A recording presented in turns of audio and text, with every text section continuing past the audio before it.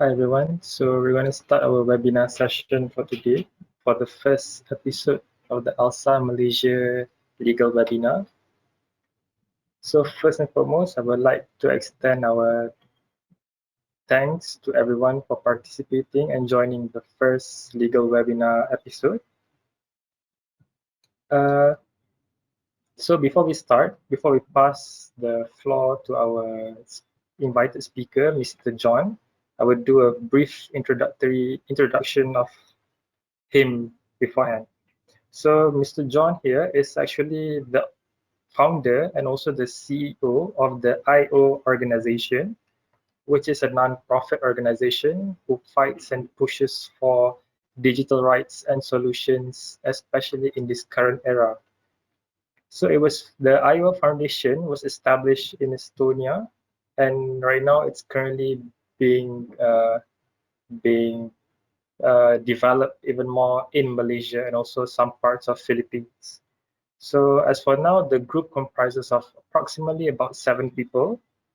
And then I think the organization itself is one of the, I would say one of the pioneers in digital rights, in fighting for digital rights and solutions as a whole. So without further ado, I would like to pass the floor to Mr. John for his presentation. We're currently seeing your screen, the slides. Okay, excellent. So let's begin. Let's talk about digital rights, okay? There is, however, something that I want to do before. I would like to play a game. So see if I can see where the chat bar is here. This is a bit confusing. Okay, so let's play a game for a minute. What do you think this number is worth? I'm going to give a few seconds, see if anyone wants to pitch any answer.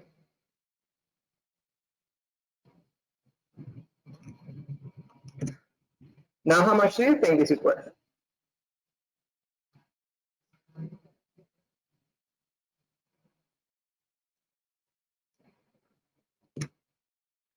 How about now?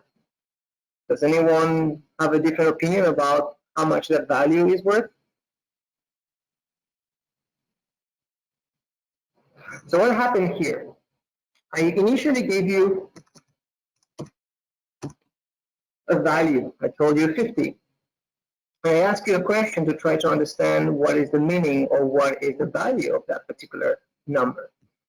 Then, as I was progressing in my slides, I was giving you a different hint on what that value could be representing.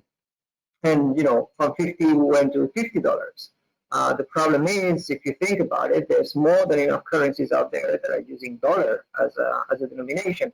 So all of a sudden, the next one was 50 US dollars. And all of a sudden, you were able to understand way better the value that I was providing you and how much was it worth. What did I do there? What I did was essentially contextualize a value. From the very beginning, when I gave you the number itself, there was no context attached to it at all.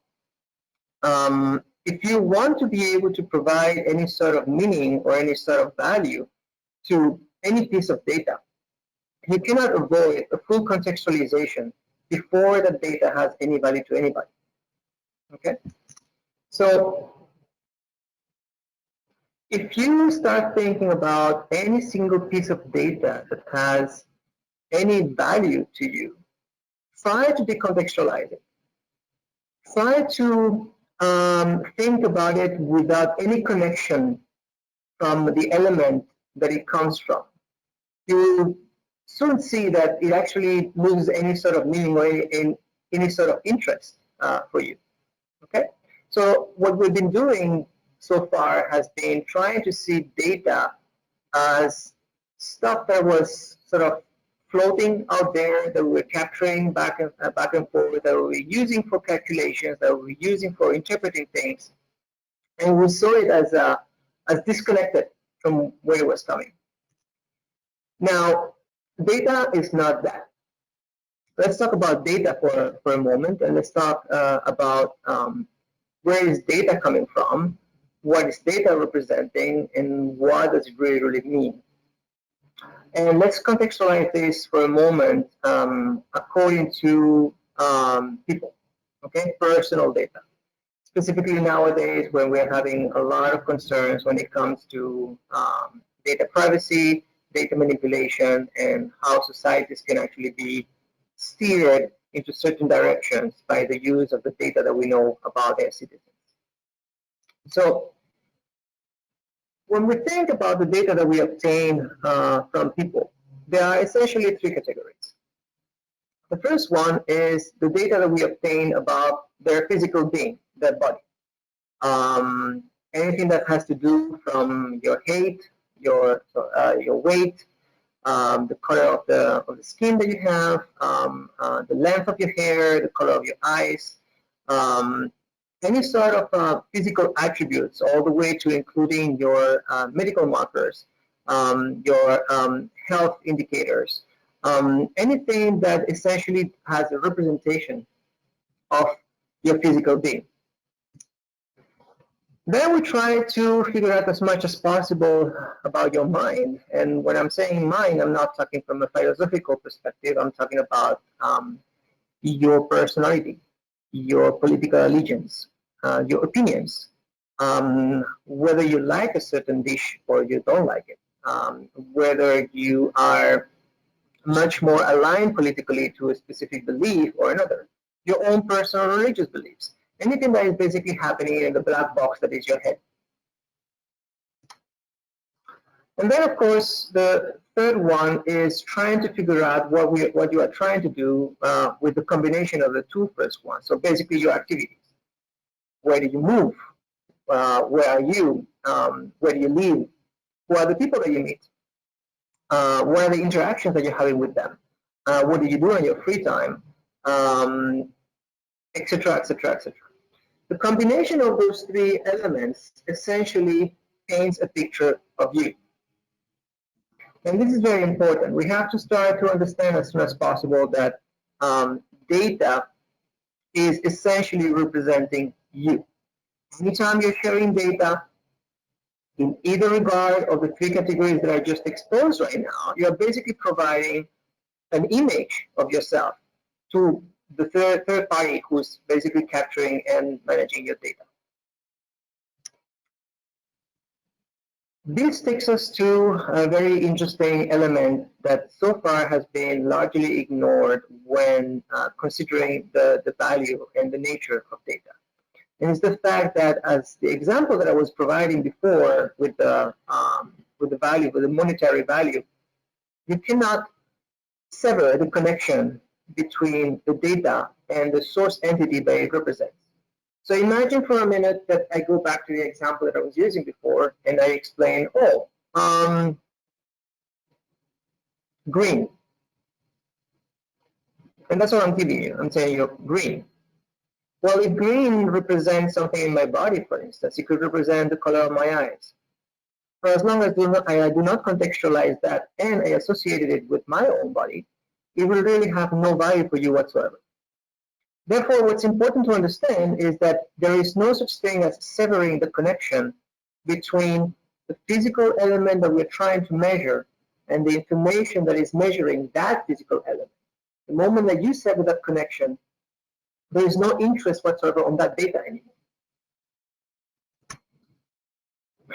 The resulting is one of the premises by which we run our organization, the Foundation, is that I am my data. And my data is, of course, me. I cannot dissociate myself from the data that represents me. And the data that represents me, by extension, becomes myself. When I try to manipulate someone, I can manipulate them physically, or I can try to manipulate them through their data. The power that you obtain over that person is basically the same. And the power of representation of that data towards the individual is pretty much the same. As we will see through the webinar, there's going to be quite a number of circumstances from the legal perspective where this non-severing situation creates quite a number of critical cases to study. So let's think for a moment about how do we harm people, or the concept of harm. We've been defining a number of circumstances. We've been observing how we can actually hurt people, how can we cause them harm. And by identifying those, we were then able to start establishing regulations and what we call rights in order to try to avoid for those harms to happen. So for instance, it's very clear that if you have, if you coerce someone from not being able to express their opinion, you are hurting them, and therefore there's a harm. And we express this protection through freedom of expression. And that's a universal right that we all have to observe. We are able to define a number of actions by which we can harm people from a physical perspective and from a psychological perspective too. And those are what we've been identifying and trying to tackle with regulations and with laws until now. How about digital harms? Have we started investigating exactly what is the way that you can harm data? And by this extension, by harming the data, how are you harming the actual source entity that is represented by the data? Interestingly enough, there's not much research that has been done on this, largely because data has always been considered as this ethereal concept that is not very much linked to the people, and that has caused some very interesting situations. So, for instance, I'm going to go back to the concept that I was mentioning before on harms. Let's imagine, for instance, what happens with an architect. Okay? An architect goes to university, learns how to build a building, how to design it. That person will also have a pretty clear idea of what are the potential harms that they can cause to the people who might stepping into a building. Essentially, the building can collapse and kill people, for instance. Okay, there's a very clear set of potential harms, and by knowing them, they can actually react to them and start having regulations to avoid those harms from happening. Since we do not have the equivalent on digital harms, imagine what happens when computer science new programmers are attending university in computer science academia. They are not exposed to first understanding what are the harms that they can cause. And by extension, by not knowing what are the harms they can cause, they can also not work in preventing them proactively to begin with. Okay? So it's important that we realize that these are conversations that are not being had at all.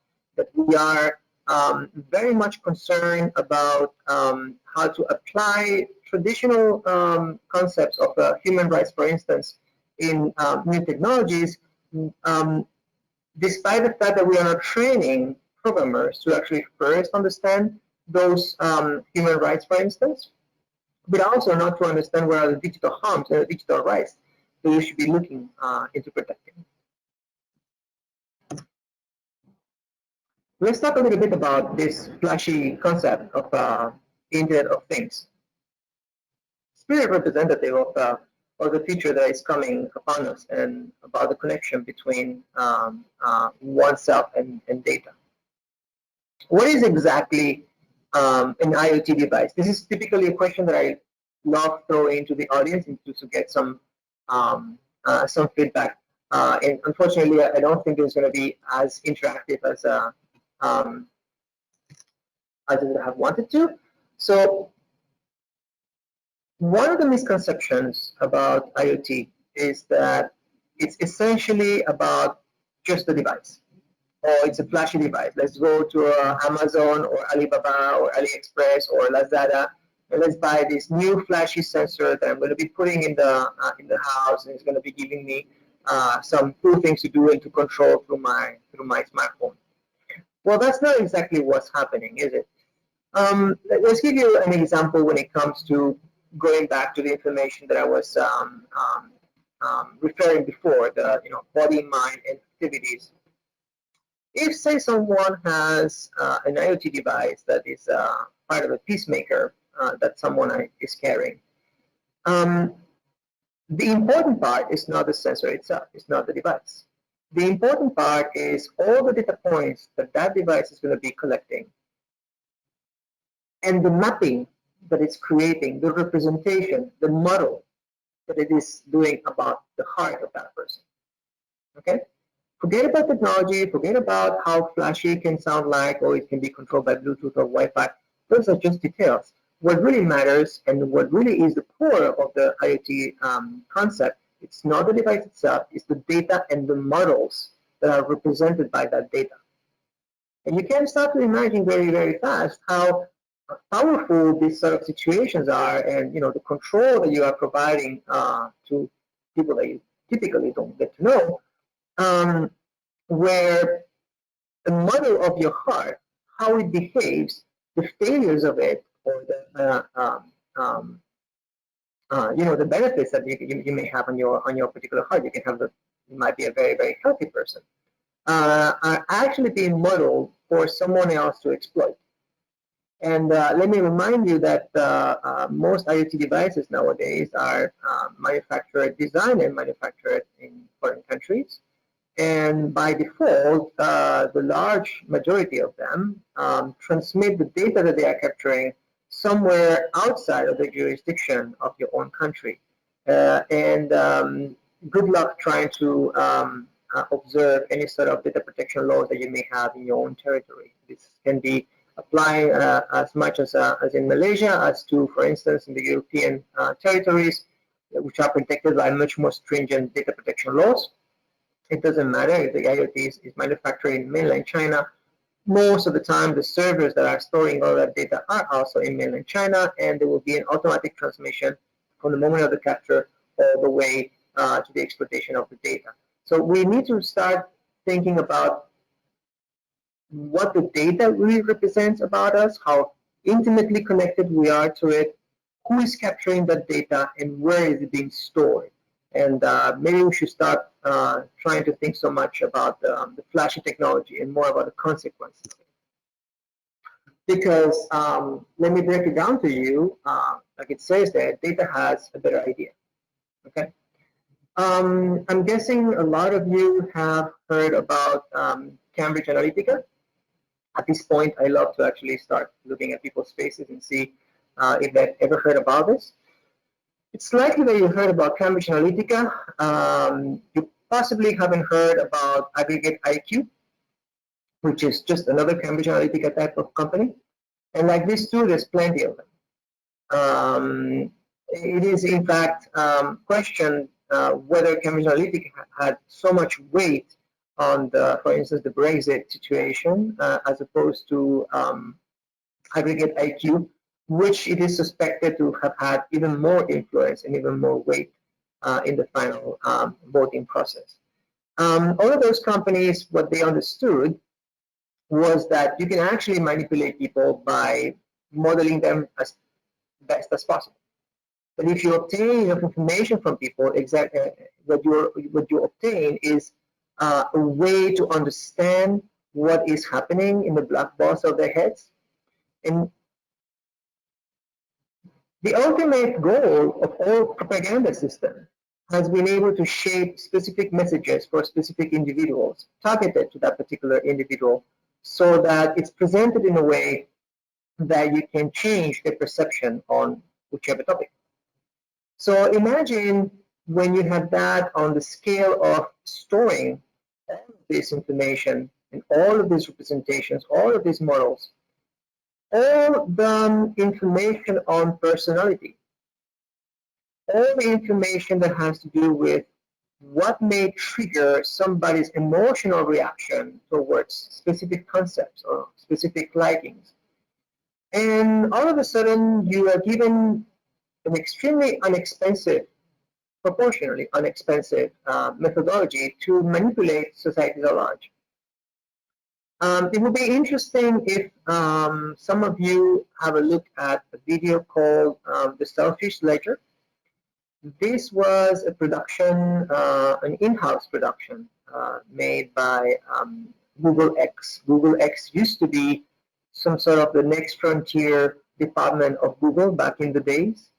And it was video that was commanded by the head of Google X. Pretty interesting video in terms of production. I mean, there was money in there, and it was allegedly only an in-house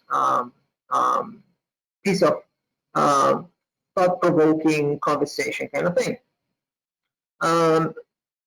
Some time ago, the video got leaked. We don't know exactly what were the intentions behind the person who released this publicly. And it depicts a very interesting situation where there's an understanding on what is the relevance of data and what it represents. And how can you actually start changing people's perception of reality and people's perception of what they think they want by presenting them with specific stimulus, with specific experiences, with specific answers in their queries, until the point where you may have amassed enough data so that you can actually change the whole behavior of a whole society. That's a pretty complicated concept to deal with, because if you think about an informed society, okay, or an informed electorate, you would want people to have good amount of information in order to be able to make their decision, okay, to not be biased, to be able to have a much more balanced perspective of things, etc., etc. Now, where is the limit between being able to have access to all of that information and being fed too much information that actually is going to be changing your perception? Where do we trace the line between an informed decision and an imposed decision? And these two elements are really going to be key in trying to understand how society is going to be shaped in the future with data. We need to understand what is the influence of data in shaping societies if we want to keep, for instance, democracies running. So, how we can actually try to start tackling with this? Well, there's a number of initiatives out there that have been looking into how data is being used, how can it be protected. There's a number of regulations out there. I'm guessing most of you have heard, for instance, in Malaysia about PDPA, Personal Data Protection Act. There's an equivalent in the European region called GDPR, which is nowadays is considered sort of the example on data protection laws in the world. Mostly everyone who's issuing revisions or trying to issue data protection laws in different territories are sort of looking up into GDPR. The problem with all of these is that they're still not tackling with the actual problem, which is this intimate connection that I was mentioning before between the person and the model that the data is representing about that person. Now, one of the arguments that we propone in the AU Foundation is that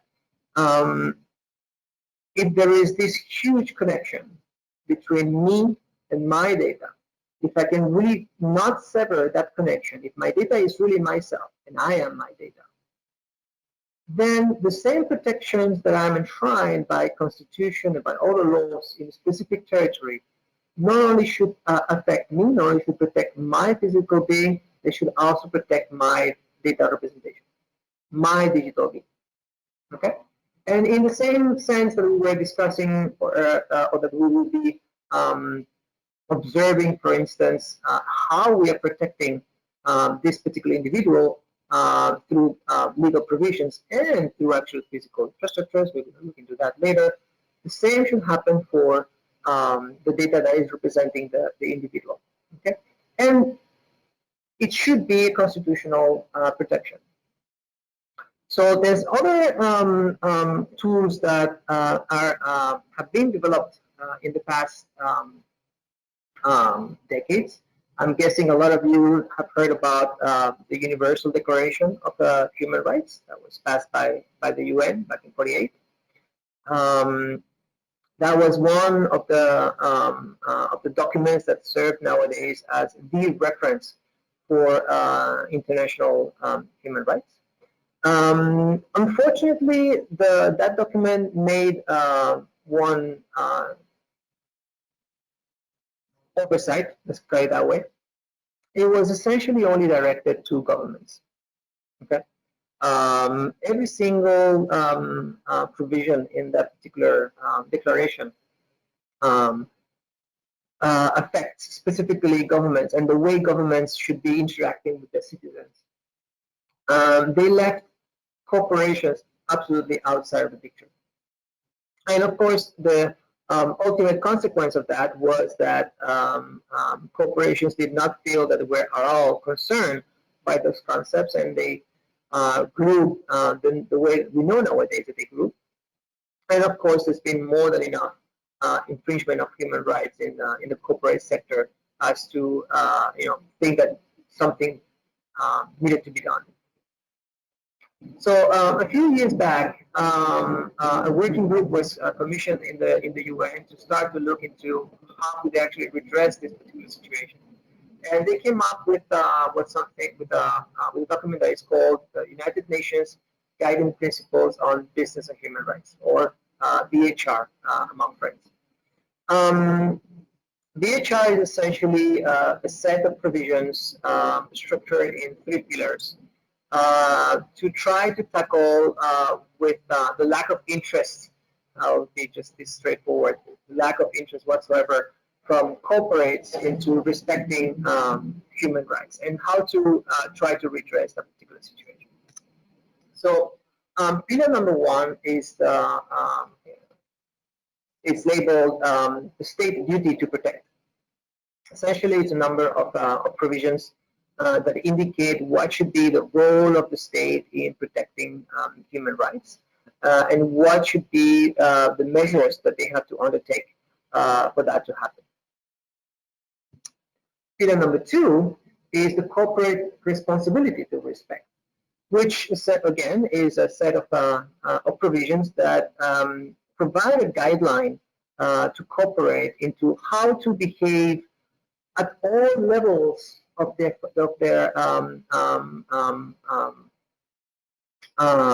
implementation, whether it is supply chain, whether it is customer service, whether it is even treating their own employees in the organization. There are very specific indications and provisions on how to implement specific rights on each of one of the steps, each of one of the elements that compose a corporation. And the third one is access to remedy, which essentially is a system of redressing for grievances that is based on arbitration. Okay, that comes with some interesting consequences if you think about it, because this is typically looked into as a private arbitration, and as you might be well aware, the people who might be behind the arbitration system may not be the most trained people. They may not have enough years of experience behind them, and therefore it's a bit complicated to ensure that you're going to have the same level of protection in a private arbitration than you would have very likely in a court. So how does this translate into technology? So at the AO Foundation, we work into something that is called BHR in Tech. BIT is the way we call it. What we try to look into is to ask ourselves the question, how can we try to make the application of BHR concepts much more transparent and much more effective to the public in the way they use technology. So what we discovered was that one of the big problems that we have with data protection laws is that their own nature is extremely reactive. Um, Someone has been stealing some data somewhere or has the intention of stealing or capturing data from a specific user, they will try to do the necessary to actually obtain that data, breaking the law or not, and will be misusing the data, for instance. Um, as a user, I need to first be informed about that happening. I need to discover that that situation is happening. And then I need to know what are the legal provisions that are defending my rights. Not everybody knows about PDPA, and not everybody has the knowledge all the time to actually go through the whole act and understand exactly how it functions. And typically what I'm going to do is I'm going to be trying to find a lawyer who understands this, hire the lawyer, and taking the case to court. Well, that is pretty much complicated when it comes to daily life. A lot of people do not have the resources to do that. They don't have even the knowledge that they can do that. Data, it's still is in its infancy when it comes to understanding exactly the nature of data. I'm pretty much certain that most of you have never heard the arguments that we are providing about the intimate connection between you and your data, let alone the common citizen on the street. They are absolutely not confronted with that specific concept. So what we were observing is that essentially data protection laws are trying to palliate the problem by leaving the whole weight of the management of the problem in the shoulders of the users. And we didn't feel that that was actually leaving anywhere productive. And if you observe how things have been changing ever since we have data protection laws out there, nothing much has changed, really. Data is still stolen, data is still being misused. A lot of people do not have enough information about their data rights. And we keep having this extremely reactive situation in technology. And allow me to do a small pause. I'm not sure how many of you are actually going to be understanding the joke. Among programmers, there's a saying that goes, I would love to change the world, but no one is giving me the source code. The source code is essentially what makes a program be. You program a source code and you compile it and you obtain software. So what programmers are trying to say is that it would be nice to be able to change the reality, but no one is actually giving me the way to reprogram reality. And that is a situation that we all have to live with. The universe that we are in is dealing with a number of set of rules. Those are the ones that we need to accept, and we just play along with them. Let me translate it in a different way. I cannot ask the universe to please stop slavery. I cannot talk with anybody in the universe, and all of a sudden slavery is a concept that disappears, and no one else is ever going to be thinking about enslaving people or putting a small kid into a sweatshop.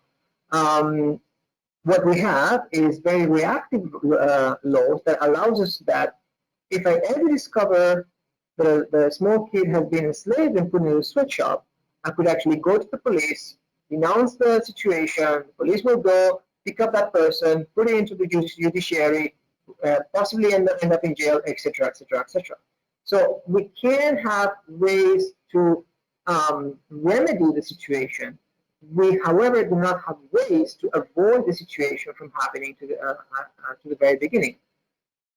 So what we were asking ourselves in the IO Foundation was, well, when it comes to technology, we actually have the ability to do that. Technology is something that allows you to work in a much more proactive way of things. So why couldn't we try to identify how to avoid the grievance to begin with? And that is what we ended up calling end remedy. The idea of trying to minimize remedy as much as possible when you are designing technology so that you do not cause grievance to begin with, and therefore you will not need remedy whatsoever. The idea is that you protect the user by understanding the nature of the information that you are using and having a much more proactive approach to that protection so that they will not need to actually go and end up in court and spend a couple of years trying to defend their rights. So when I was talking about the perception of data from the common person on the street, there's a number of fallacies that tend to be enshrined in societies, and one of them is, I got nothing to hide, right? I don't mind going on social media and talking about myself and revealing so much about me because who cares?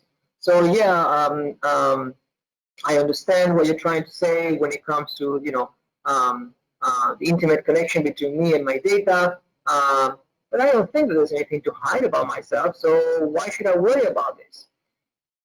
Well, if any of you believes that they really have nothing to hide, please send me by private message the PIN number of your credit card. I'll be very, very happy to receive it. Everyone has something to hide at some point, whether it is for personal interest, whether it is because of society biases or society judgments, etc., etc., etc. There's always going to be something that we are concerned about sharing with others, and there's always going to be a point where we are sharing that with someone that we trust through channels that we might not be able to very much control. Okay, forget that WhatsApp is a secure platform to of communication. Forget that Facebook Messenger is also secure. We can tell you that they are basically collecting data through those means. And those are not the only ones. We're talking about WeChat. We're talking about almost every single instant messaging platform that you can imagine of. Okay. And by the way, whoever says that they have nothing to hide, so it's very interesting. It's a very interesting fallacy because claiming that one doesn't care about privacy because they have nothing to hide is pretty much the same as saying that they don't care about freedom of expression because they have nothing to say. Now, next fallacy. All of you are hackers. All of you are experts in computers, right? All of you must know every single thing that is to be known when it comes to computer security, making sure that you know how to protect your smartphones, that you don't get any malware installed, that you know how to fight. That is actually not happening. I can tell you by experience that anyone who's working on computer security must spend so many hours just to be updated about what are the security breaches that are happening on a daily basis. You wouldn't have a life. Okay, so try to imagine the weight and the responsibility that we are putting into people's shoulders by claiming that we are going to be training them on digital security. Digital security should not be in the shoulders of people. It should be a part of the design of the devices and the software that we use. It should be proactive, not reactive. And another interesting fallacy, data portability. Again, from the concept of this data situation where it floats, it has nothing to do with me. Maybe some of you have heard that Google, Facebook, Twitter are now looking into being able to exchange data from one platform to another, essentially claiming that I'm going to be much more responsible in the way that I treat you as a customer, because if I misbehave and I don't use your data properly, you're going to have the ability to move all of your data from one platform to another one, rendering me much more accountable for my corporate actions. Well, that's not exactly true, because remember the three elements that I was discussing before about the type of information that we obtain from someone and represent someone, body, mind, and activities. When they claim that they will allow you to move data from one platform to another, what they really mean at this point is what we have captured about you, you will be able to move it. They're not really talking about what they have learned about you. And that's very, very important. It's not only about what they have extracted from your phones, which is already scary as it is, in terms of SMS, the calls that you've done, the texting that you've done, the pictures that you have been taking, etc., the GPS location of that particular, of those particular pictures. It's also what they have learned about you. So you start hanging out in a specific place that happens to be the place where a certain political movement started, you might be linked to that political movement, even though you just like to go there because the coffee was good. Okay. There's a lot of intimate things that we have that we also want to keep for ourselves. Even passwords typically are generated through information that we consider private. Think about the power of it. Think about how hypocrite it is to claim that you're going to be moving data from one point to another, and it's going to be incomplete. And if you think that that's not so much of a problem, let me give you a bit of a metaphor here. Let's imagine for a minute that I clone you. And out of those 5 clones of yours, I chop the limbs and I send a piece of them to China, another piece of them to the US, and the remaining to India. I don't think you'll be very happy about it. So the question that we ask is, why are you okay with that happening with your data? There's actually no such thing as a difference there. So how does that boil into? Well, getting back again to the concept of I am my data, what we're trying to establish here is that there is an actual connection between the subject and the data that represents this particular subject. The subject is belongs to a specific jurisdiction, and that jurisdiction has a number of provisions in terms of protecting that particular individual. And normally, those provisions come through the constitution of the country, and they come with the understanding and with provisions about how we're going to be protecting this. So, for instance, you may have provisions on education, on healthcare. Therefore, you need to build hospitals. On transportation, therefore, you're going to have to be building highways. So there's a whole infrastructure that governments are mandated to maintain, to build and maintain, in order to be able to foster all of these reassurances and all the protection of this particular individual. So what we are proponing is that if you have this immediate connection between those two concepts, how is it that governments are not hosting their own technical IT cloud infrastructure in order to host the data that represents their citizens? How is it that we are providing that power, we are transporting that power into third-party corporations that are distributed all across the world, oftentimes away from the jurisdiction protections of our own data protection laws, for instance?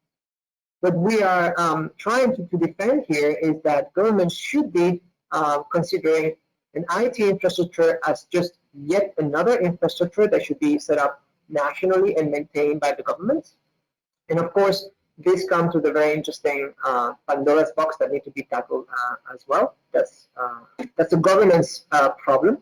And we have to maybe start thinking that outsourcing that to third-party companies, as we have been doing so far, was maybe a wrong move.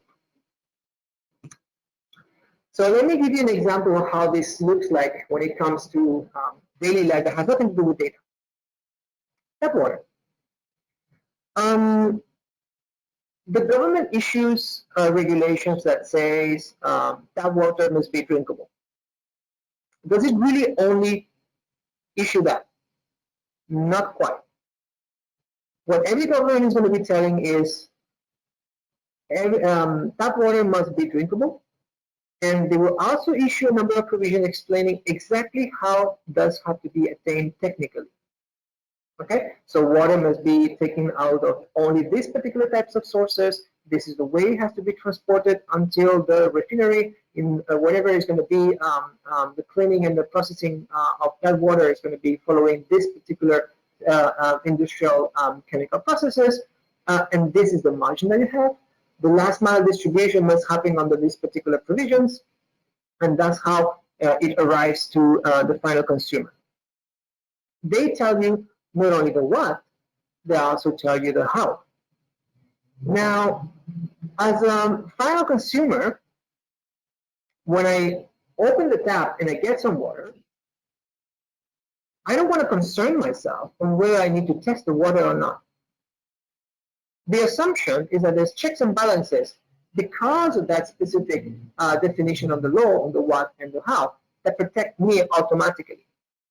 Okay. Of course, if anything happens, then I have provisions for remedy. I can go and sue the government. I can go and sue Shabazz, for instance. Okay. It is still not the immediate reaction that we have. Our assumption is if it comes from the tap, it has to be drinkable. Okay. And think about the same thing, for instance, with bottled water. No one gets out of their house with their own test kit to make sure every time they open a bottle of water, to test it and to make sure, oh, yeah, it's drinkable. The assumption is that if it's bottled, it has already gone through a number of checks and balances to make sure that the final product that I'm using is exactly safe for me. Okay, and let's go for just I skipped that slide for this presentation. So what we're trying to explain with this is that what data protection laws have been doing so far is failing in two regards. One, not paying attention to the intimate connection between the individuals and the data. That's a huge misunderstanding that they're having so far. And two, not issuing the actual technical implementation on how that what, which is data protection, is to be implemented. What is the consequences that we have nowadays with even PDPA in Malaysia? You give PDPA to a programmer, and they will not understand what you're expecting from them. Not from a programming perspective.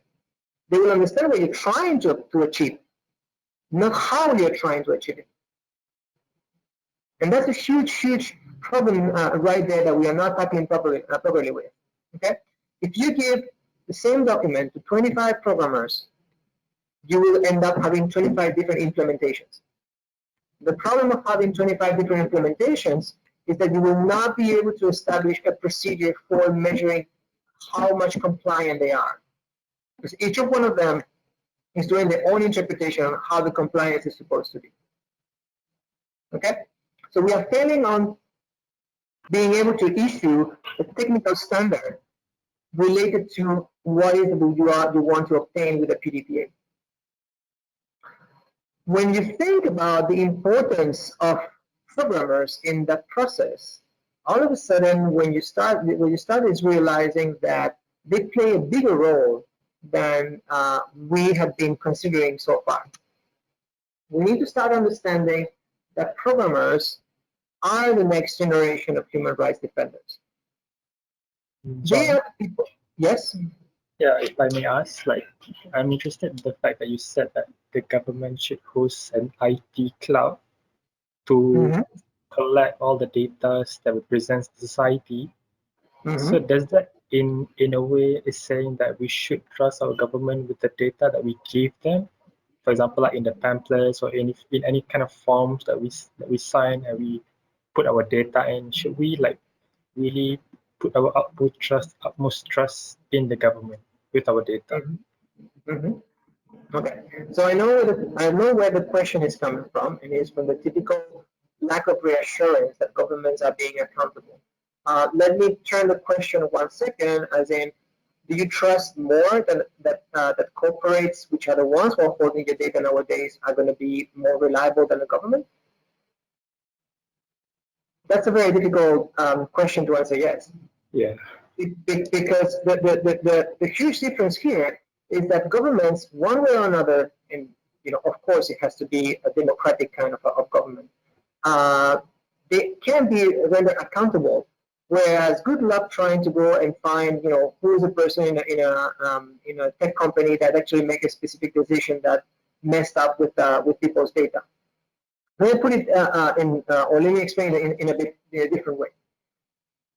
For historical reasons, I totally understand why we have grown distrustful about governments at large, anywhere. I mean, I myself come from Europe, and I can tell you, I don't believe in the way they have been implementing the European project. It was a great project on itself, and just the way it has been implemented, it leaves a lot to be desired. Okay. Oftentimes, you don't feel that governments really realize that they are an extension of us. And even more often nowadays, it seems to me that we have forgotten the fact that governments are an extension of us. Okay, we are the ones who are supposed to be enshrined with the capacity to decide who is going to be the next president or next prime minister, and that's a huge responsibility on our shoulders, of course. Now, good luck trying to elect the next CEO of Facebook.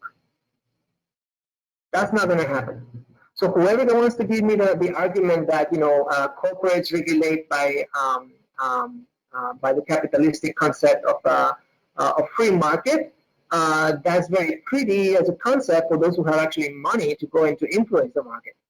Essentially, the regular consumer does not have that ability, and I can tell you there's more than enough procedures for avoiding even any sort of responsibility or corporate responsibility towards citizens. So if you want to think about where hypothetically, and I really want to stress here the hypothetically part, which cloud would be much safer to actually host the data is definitely the one run by the government much more than by a tech company. Does that answer your question? Yeah. Okay. Any other questions since we're on it from the audience so far? So far, no, we don't have any questions so far. Okay, we can always move into that to the Q&A. So, as you mentioned, yes, hello. My name is Wafa. I have one question. Yes. When you say regarding the government, right, should we trust them or so not? When we use e-wallet, like e-wallet, touch and go and everything, we connect our bank and whatsoever. The government knows whether we are student, we can get the money, incentive or whatsoever. Does it say that government collect our data like that? Does we save to use the e-wallet touch and go itself? That's a very complicated question in the sense that it very much depends on the regulations of each of one of the countries. In the case of Malaysia, Malaysia's PDPA does not cover any obligation at the moment towards the government to be compliant with PDPA. It only covers commercial transactions and between an individual and corporate. Okay, so any transactions or any information that is exchanged between individual and the government is not covered by the provisions of PDPA, and therefore you don't have any such protections. That's all the protections that you have, but they're not established in PDPA. Under those circumstances, it's legit to have concerns. And the only recourse that you have at the moment is to make sure that you're going to have good transparency and good government checks and balances to make sure that the data is not misused. They could potentially misuse it, yes.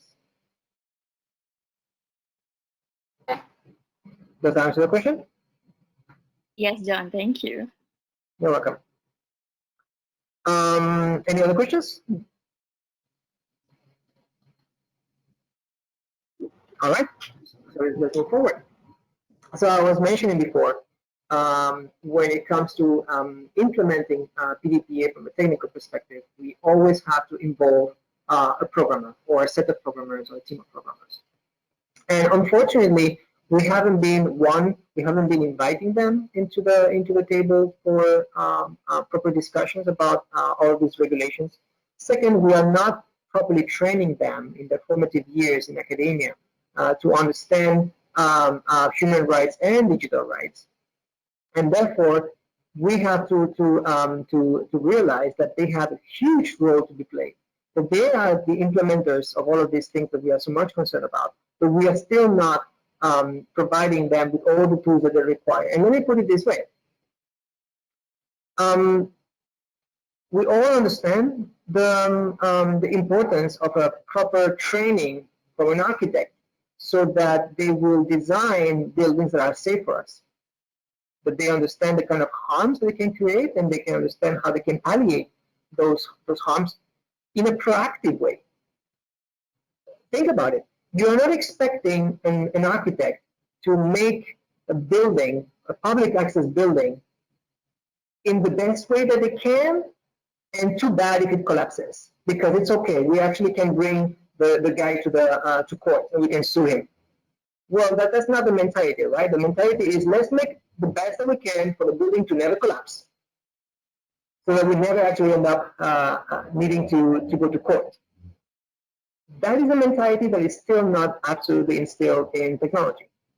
And that's something that we need to change. We need to understand what is the relevance of programmers, and we need to start providing them with as much training as possible so that they start becoming as much proactive as possible, so that grievance gets minimized as much as we can.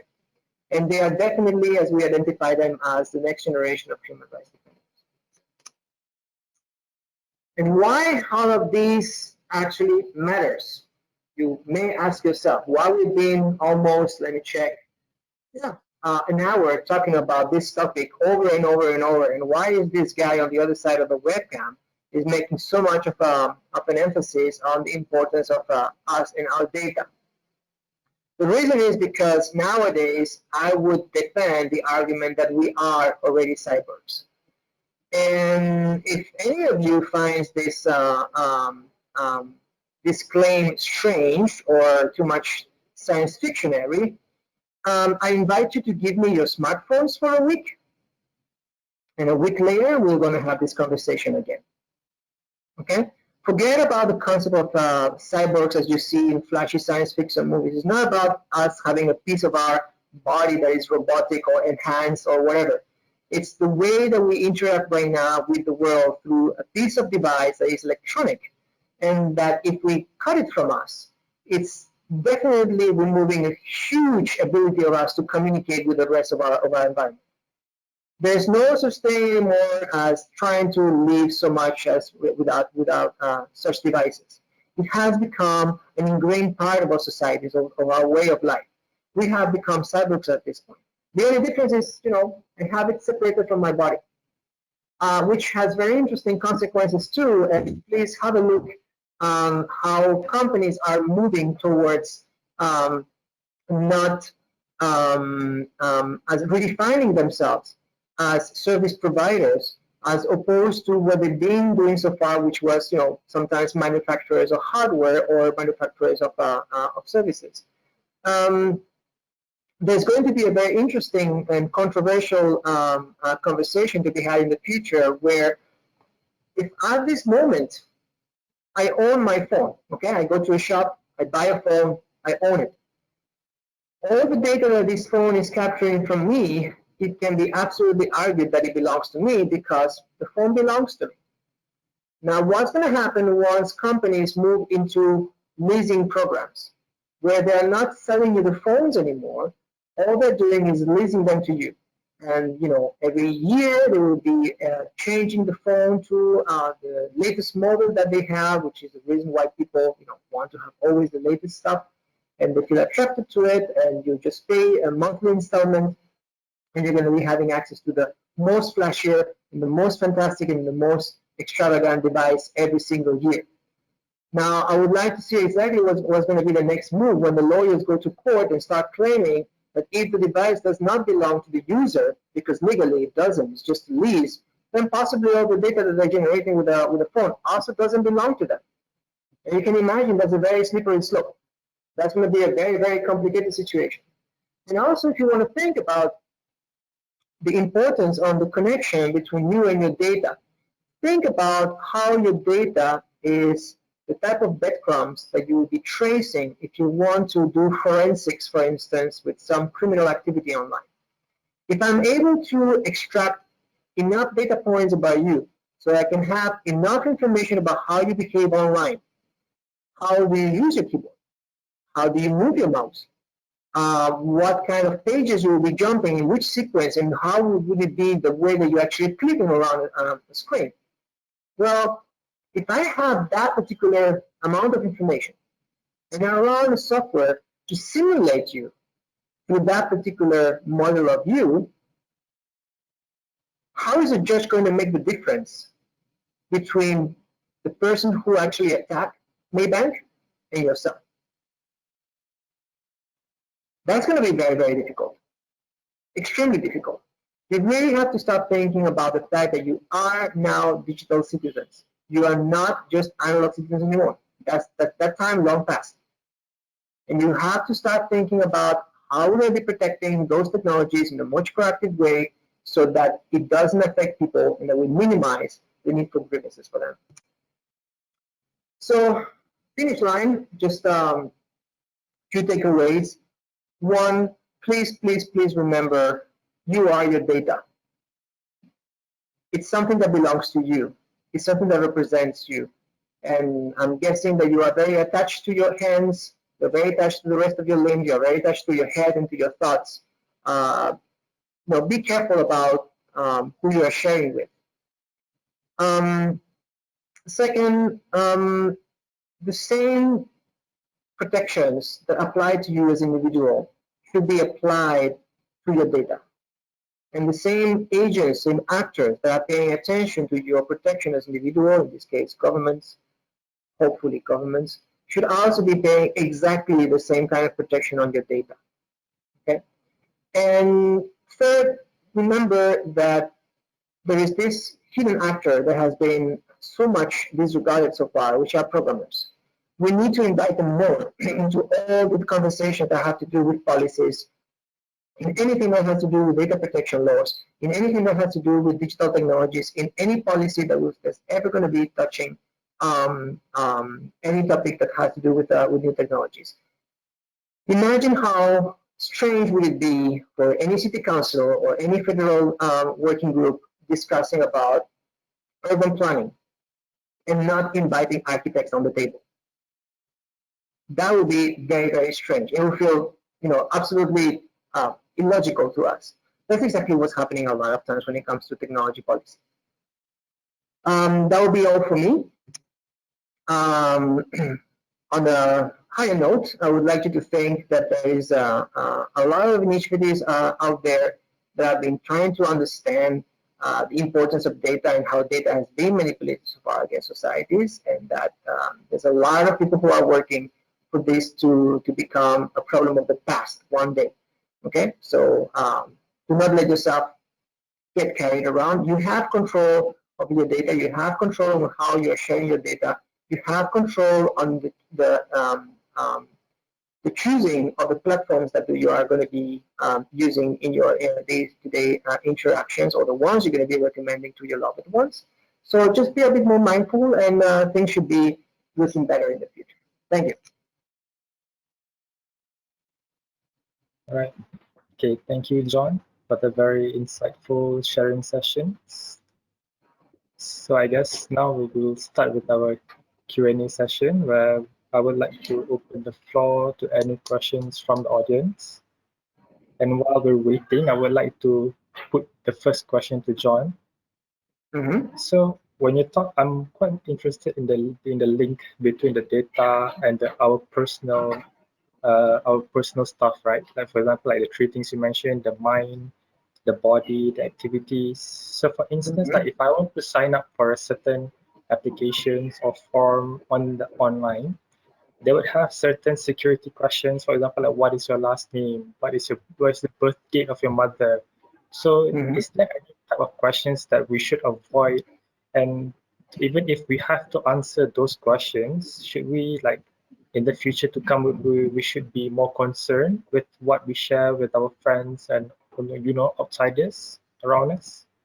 Yes, exactly. So that's a very good question, in the sense of you can observe what is the power of learning very personal details, and how can they be used to impersonate you, and how can it be used against you. So those are typically what's called security questions, or they frame it as security questions. So you have you identify yourself against the system with the username and a password, and just in case they need to extra verify you, they will be asking questions that allegedly only you will know. So what's your mother's maiden name? What was the name of your best friend in school? What was the brand of your first motorcycle? What is your preferred variety of nasi lemak? Whatever it is. If I get to obtain that information from people through other channels, for instance, through personality tests, or through games that allow me to create genealogic tree for my family. It's very interesting how all of these kind of games pop up very, very fast when elections are coming. All of that is information that at some point can be consolidated somewhere and used in order to obtain the username and the password that is required to have access to a system. So it's important to not reveal any of those as much as possible, and I can share with you what I myself do in that case, because of course they will not allow you to proceed with registering your user account if you are not providing an answer to those questions. So first things first, I would definitely recommend anyone who's here in the webinar to please use a password manager. Okay. There's many options out there. I personally use KeePass, which is open source and it's free, and I can organize all my passwords with it. It's very useful, honestly. And so you would need to first think about creating a very strong password. Do not go under 30 characters, please. Anything that is under 30 characters nowadays is going to be not that complicated to break. And instead of answering with the actual answer on what was your mother's maiden name, just generate another password and store that one. The same way that you are generating a password for your own password, aleatory sequence of characters. And please, please, please, please, off topic, always create different passwords for different services. Do not ever repeat the same ones, because they will figure out one of them and then will go to different platforms to try to see if you are reusing the same password, and you're going to get into trouble. Okay. Do the same thing. Generate another password that is going to be the answer for that particular security questions, and move along. All right, thanks, John. So we have the first question from the audience. So it's from Ahmad Bazli. He says, hi, according to Cybersecurity Malaysia, there are almost 200% jump of digital data breach compared in 2019 compared to 2018. In your opinion, does the legal measurements are adequate in Malaysia, and in what areas should Malaysia improve? Oh, that's a tough one. So the current version of PDPA does not have any provision when it comes to notifications. There is a voluntary notification when it comes to notifying the commissioner. There isn't, however, the obligation from the company that may have suffered a data breach to communicate the breach to the user, and that's a problem, because again, you will not be informed that that particular situation has happened, and you can't. If let's put for a moment that you made a mistake of using the same password in a number of platforms. That data breach could mean that 5 or 6 or 10 platforms are also compromised because you're using the same username and the same password. That's already a problem. And you should be informed about that as soon as possible, because maybe one of those platforms is your bank account. Maybe it is a place where you are storing information from your company. Maybe it is a place where you're storing personal information that you keep private. It doesn't really matter what is the circumstance. The fact is that data breach is basically exposing you, and you should be properly notified as soon as possible. GDPR does have a provision on it. However, PDPA so far doesn't. And it is my understanding that the PDPA review that has been undergone in the past months should have new provisions on notifications on data breaches.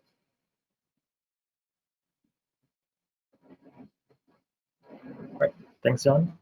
So the next question is from Shafika Fasiha.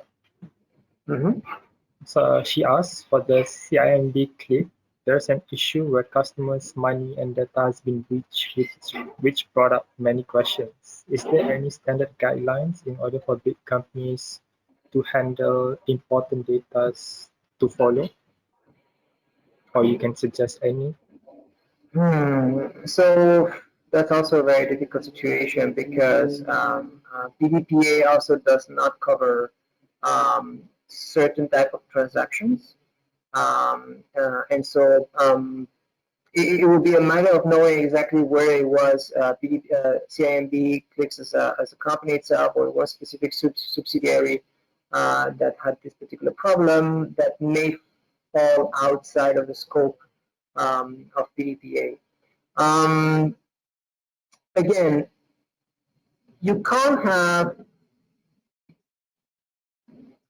Let me try to rephrase this. So, if a company is nowadays claiming to be PDP compliant, the only thing that they can do is to hire a consultant company, and the consultant company will go through the systems and through the proprietary code that the company may have, and issue a certificate that, yeah, this is complying with PDPA. Well, that doesn't give you too much reassurance from a perspective of the user, because first, consultancies can be bought. That's an obvious situation. Second, the way that I'm measuring it is still not standard, because the implementation is not standard. What is very interesting here is that the government is the one that makes checks and balances. You get MCMC, for instance, putting a sticker on every single mobile phone in the country, because they are checking that the hardware actually complies with the certain standards. Among other things, that that the ionizing radiation that you get out of the phone is not going to be harmful for you, etc., etc., etc. Why are we not doing the same for software? Why is it that hardware can have this kind of checks and balances, yet not software? And so when you don't have this particular systematic way of implementing services, you're going to be exposed to all of these problems, and it's going to be very, very difficult for users to be able to defend themselves.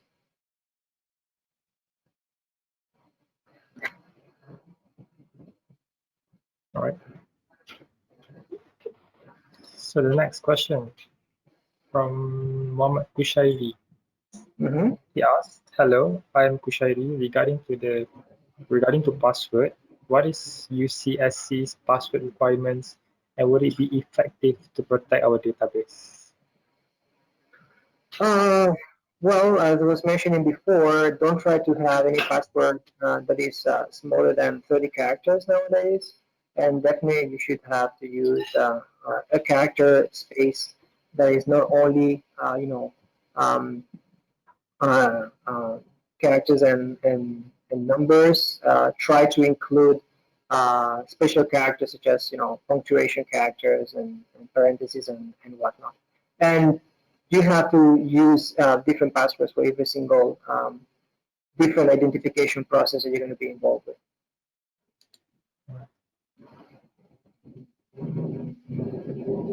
Use password use password generators.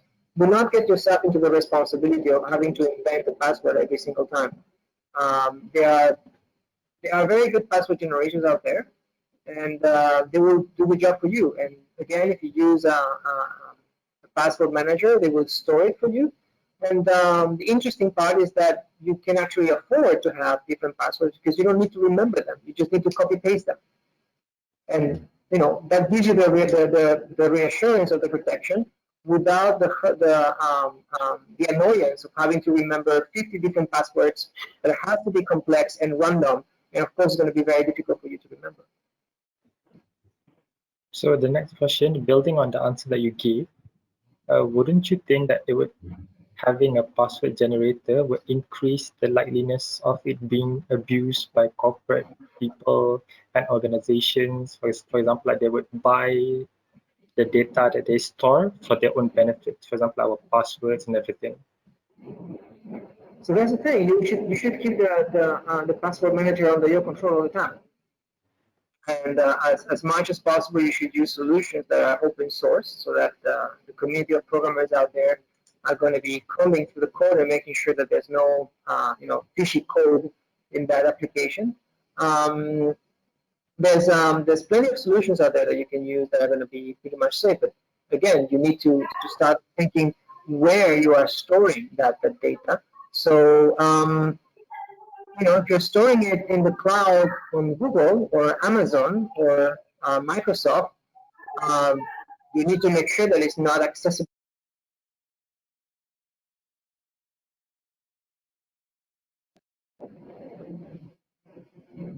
Right. So my next question would be, is from Fadlin Kabir again. Mm-hmm. He asks, can VPN protect my data, and is it legal in this current era? Okay, good question. VPN can potentially protect your data. Again, it depends on who's running the VPN. So for those who don't know what a VPN is, it's a private virtual private network. Essentially, is the word seems very fancy. It's actually very simple. Is to have a middleman between you and the destination that you want to reach, by which you are encrypting the communications between you and the middleman and the middleman and the destination. So for instance, if I want to access a website that is somewhere in Sweden, for instance, and I'm concerned about how my data is navigating, and how whether the part of my data may be unencrypted on the way of Sweden, or if I'm going to try to access a service that is being monitored by my service provider. For instance, my service provider is just checking on logging every single address, every single website that I'm looking at. So what I can do is I can establish what's called a VPN. Typically, you're hiring the services of a third-party company, although you can also establish your own if you so wish.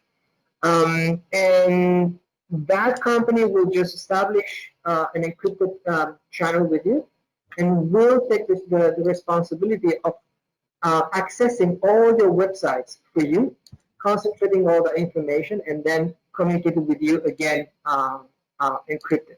It's essentially a middleman. Okay. The problem that you can have with that is, who's exactly the middleman? We know about two recent cases. One of a VPN company that was acquired by Facebook, and another one that was run by Opera. It was Opera, or was it? Oh, I can't remember right now. Sorry, I'm having a memory hole.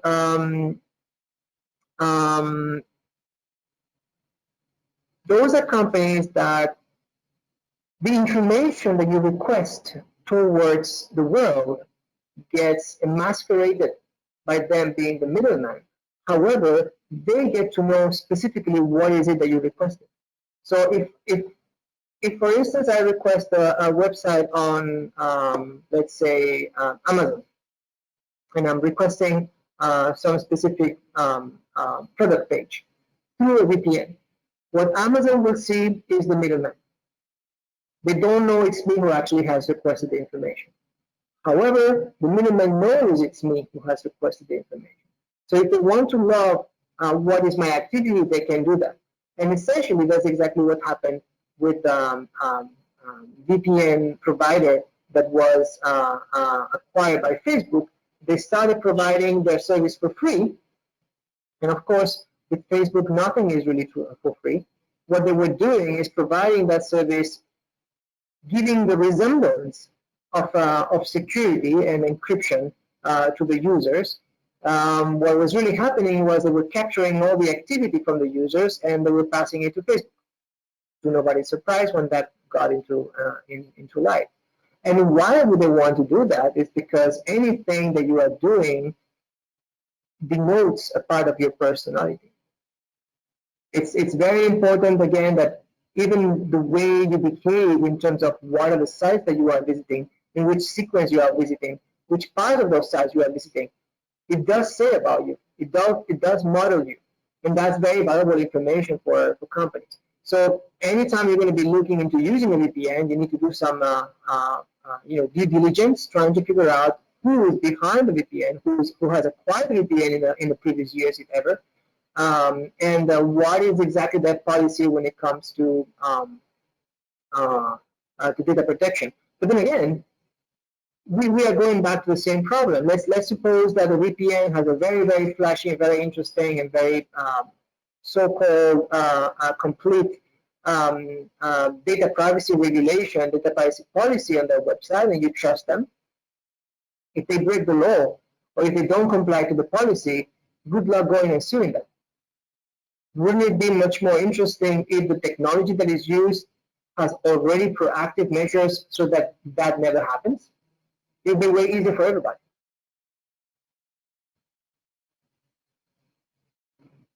Okay, so going back on the VPN question, right? Like VPN is a middleman, it creates a third party to disguise themselves. So is there any governing law to govern such matters? For example, like a law that controls VPNs from being abused? Like from what you said, anyone can create a VPN right now. So is there any law that controls them? If you want to create a VPN yourself, what you need to have is somewhere around the world, a computer you can have an access and control, and you can create your own VPN channel with that computer. Okay. The problem is if you are the one who owns the computer, then you didn't solve the problem because they're going to be able to trace that computer to you. The reason why you hire third-party companies because those companies are actually legal entities that operate on their own, and so if they want to identify someone, they will identify the company, but not you. Now, when it comes to regulations, in general, because VPNs allow you to have a pretty interesting degree of anonymity and to have access to data, sometimes certain governments are not interested that you access. I'm looking at you, China. What they do is they regulate this kind of technology. So, for instance, in China, VPN providers are required to go under a licensing.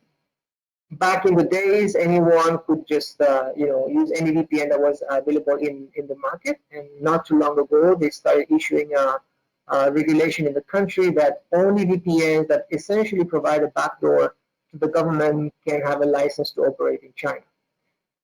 You can imagine how that defeats the purpose of having a middleman, because if the government can enter through a back door and access all the information, all your activities that you've done through that VPN, then you don't need a VPN to begin with. I mean, there's no protection whatsoever. In other countries such as Malaysia, etc., there is no such thing as currently regulations against using VPNs. Right. Thank you, John. So I have another question from Sean Young. She's asking, hi, I'm Sean. I want to ask about cookies. Cookies are known to suit your preferences for your convenience, but in most sites, you are automatically accepted the terms of the agreement on cookies upon entering the particular sites. What is your opinion on this, and is this ethical?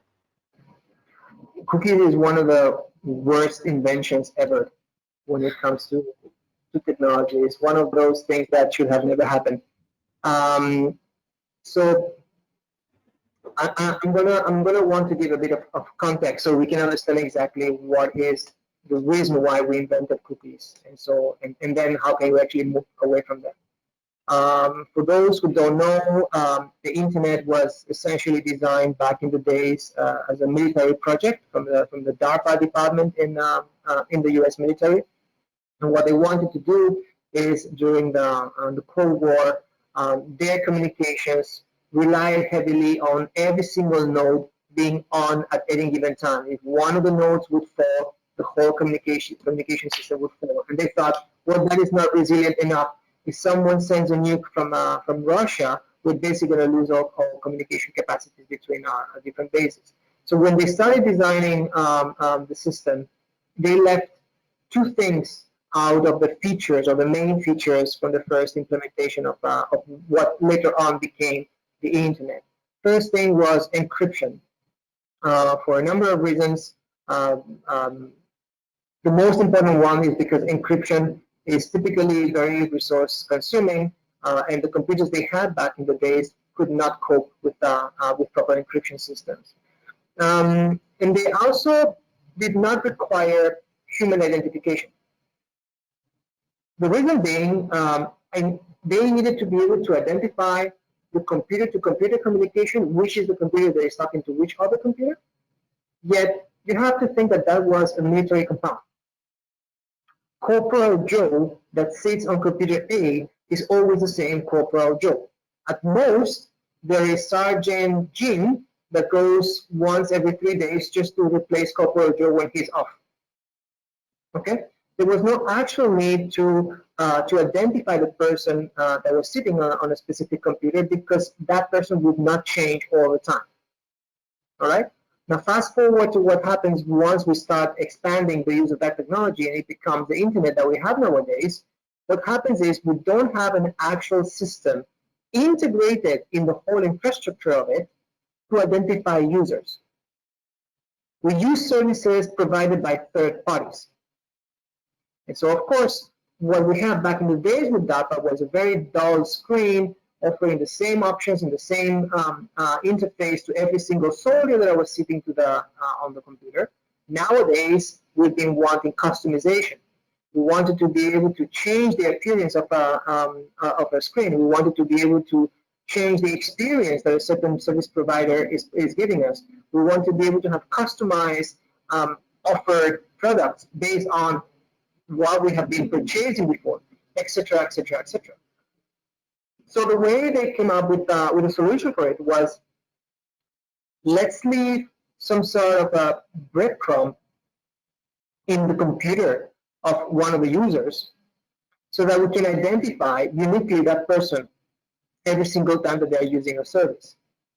And that's what ended up being called a cookie, because originally it was considered as that particular breadcrumb that was nicely tactically left on your computer, which at the very beginning it didn't have that much of a nasty application.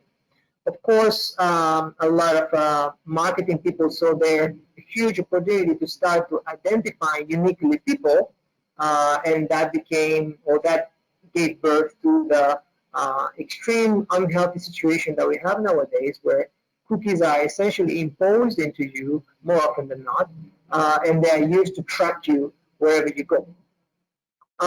Cookies should disappear, essentially. We have replacement technologies nowadays that allow you to store that information in a much more private way so that third parties cannot access it. Because one thing you need to understand is that the way you define the cookie stored in a computer may allow third-party companies to access that cookie and being able to track you. And so being able to correlate some of the activities that you are having in a specific website and activities you're having in another website, all of a sudden you thought that you were identifying yourself differently, using different usernames and password, for instance, yet you were sharing a cookie that allowed site A and site B to know that you are the same person. And that has some very nasty consequences. So hopefully cookies are something that are going to be a part of the past. And it would be very, very interesting if governments actually regulated against them altogether. Okay, thanks, John. So the next question is from Atika Shahira. So she said, hi, John, I'm Atika. I have a question for Mr. John. there has been an issue where some oppressive countries tend to buy software such as spyware for the purpose of spying on their citizens. Mm-hmm. And it also has been reported that it is used to target human rights activists, whereby their freedom of expression has also been restricted. Right. Let's say if the restriction is unreasonable.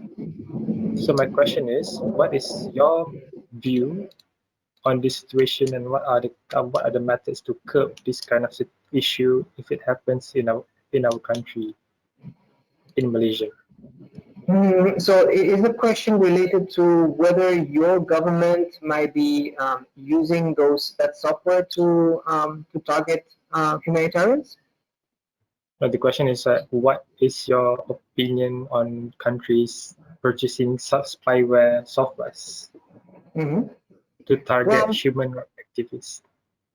well, it's no surprise to anyone that certain countries consider human rights as a foreign concept. Certain governments are not, sensible enough to the importance of human rights. And that should be a type of behavior that is monitored and controlled by international organizations such as the UN that are supposed to be mandated to make sure that human rights are observed. Um, Again, we come to a situation where governments are really an extension of us. And in those places where that's not happening, what we need to make sure is that that goes back to that situation where governments have proper checks and balances and respond properly to the needs of the citizens.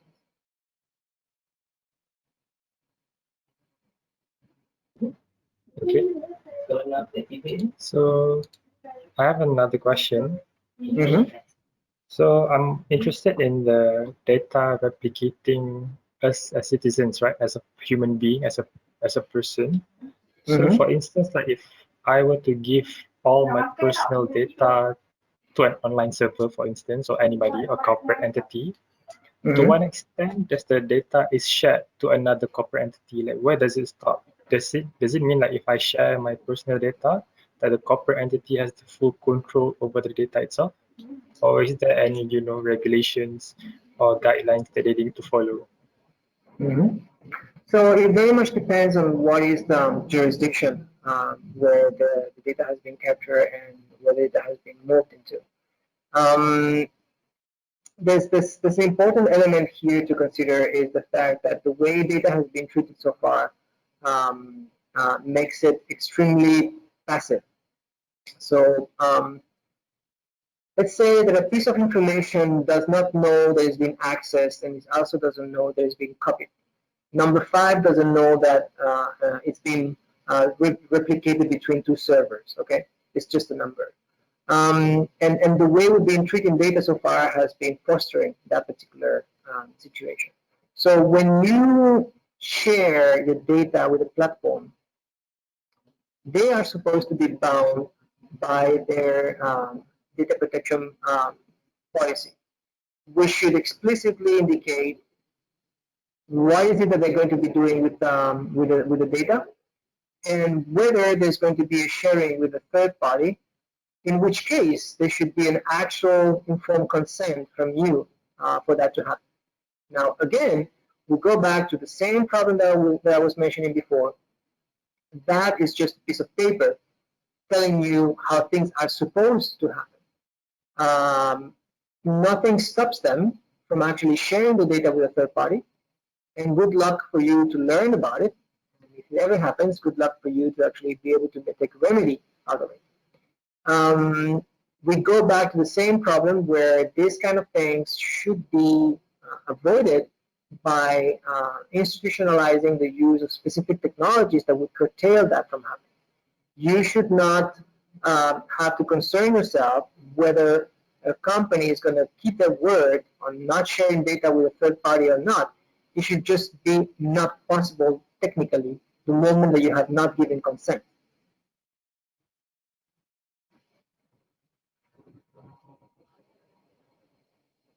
Okay.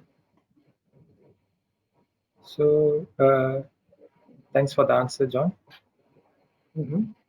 So my next question would be, like you said, that we're not inviting the important characters into picture, right?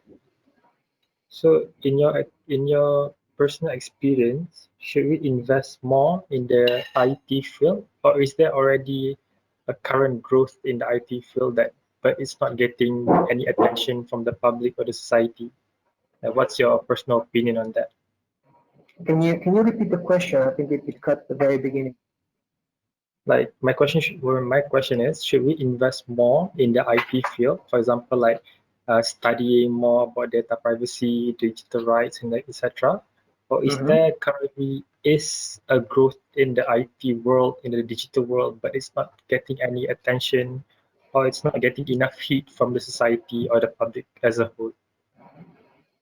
Yeah. So at large, if you ask people um, what is the technology behind the smartphones that they're using, most of them will have the perception that it's sort of magic because they don't necessarily understand how it works.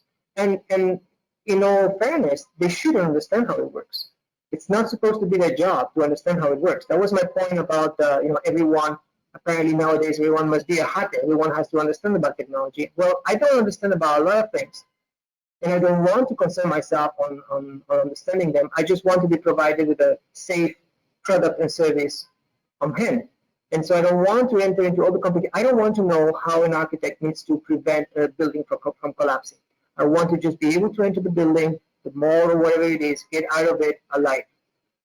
Okay? And it's the same assumption we should do with technology. So when it comes to are we doing enough for technologies to actually be able to comply with that role, the simple and short answer is no. We are not doing enough. We are not involving them enough into the responsibility of it. We are not allowing them to gauge properly what are the consequences of the things that they design and they implement. We are not providing with enough guidance on how that is supposed to be done. And we're also not inviting them enough into the conversations to make sure that they can guide us on the technical side of things.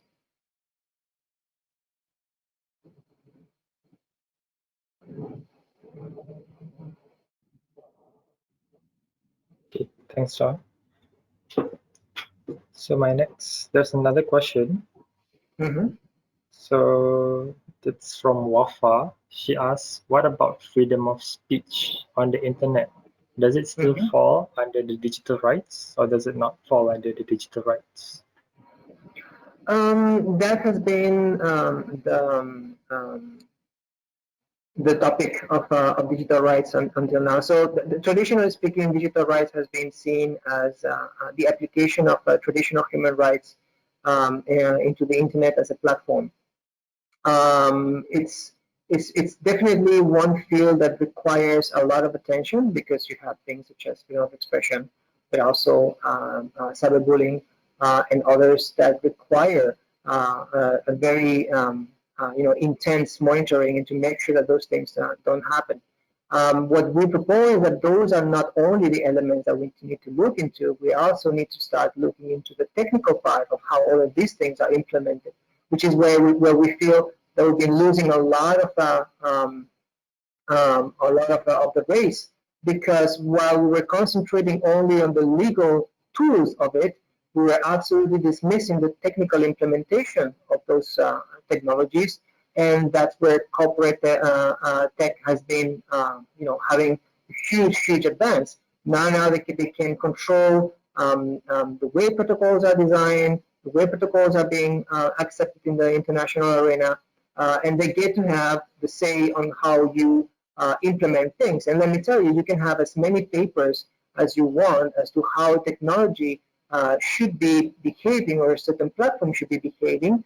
If you control the way it's built, you basically can circumvent that. So if I have the ability to implement backdoors in communication protocols, or to have backdoors in encryption systems, it will not matter how much a piece of paper is saying that you should be able to have freedom of expression online.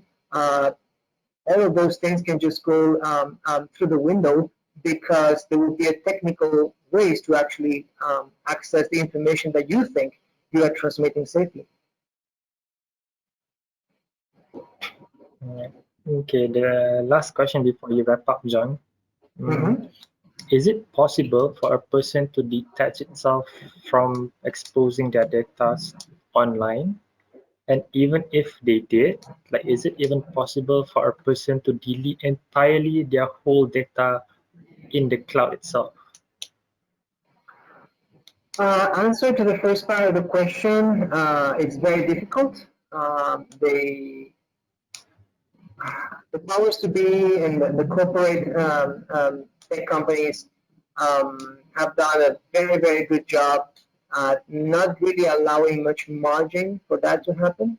You have to think that if you want to stop having a connection with the digital, you're going to have to start ditching so many things around you that have become commonplace. I'm not talking only about your smartphone. I'm talking about your car. Your cars, all of these technologies that are coming in terms of self-driving cars, etc., they're going to be moving massive amounts of data about what is your behavior and the way you're driving into their own servers. Think about how certain insurance companies have been starting to operate in certain countries, whereby, hey, I want to give you a discount on your insurance, on your driving insurance. You have to install an app on your phone, and while you drive, the app will be monitoring exactly the speed and your behavior as a driver. And so if you behave like a good boy, we're going to give you a discount. That for now is not happening that much, although it's happening. It's still not commonplace. Imagine that in a few years it's probably going to be something mandatory, and if you don't provide that kind of information to the insurance company, they may not insure you at all.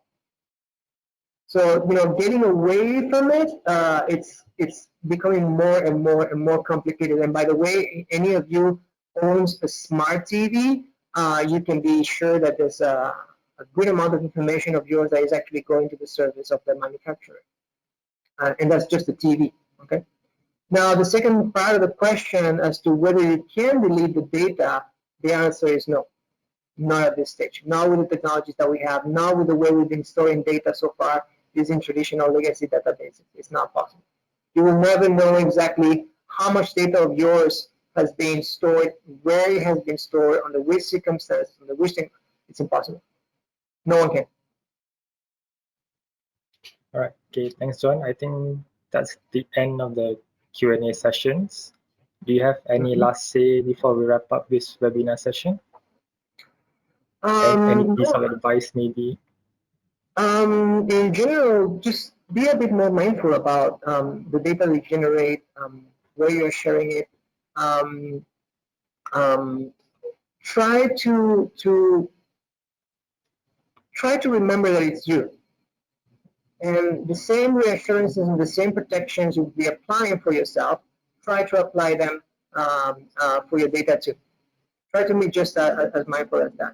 And of course, if you're going to be dedicating yourself into law and to try to look into this particular subject, try to get as close as possible to technologists and try to understand where they're coming from and how they think. Because programmers have a very specific mindset, a very structured mindset. They are the people who are going to be building all of this stuff. If they don't, if they keep being disconnected from the rest of the world, they will not be sensitive to the needs of the rest of the world, and that's part of our job. Other than that, I would like to thank ALSA Malaysia for the opportunity of running this webinar. I really hope that everyone has been able to extract something useful from it. I'll be accessible if you have any other questions further along, or if you want to get more interest about what we're doing in the IO Foundation, you can always contact the organizers from ALSA Malaysia.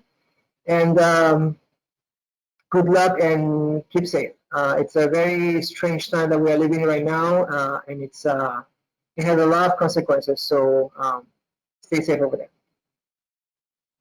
Okay, thanks, John. So before we end, I would like to extend our thanks to John for participating in this webinar session and also sharing his experience, not only part of the IO Foundation, but also personal experience to us. And I would also like to thank everyone for participating and joining this webinar session. So with that, I would like to say thank you all and stay safe and have a nice day. Thank you.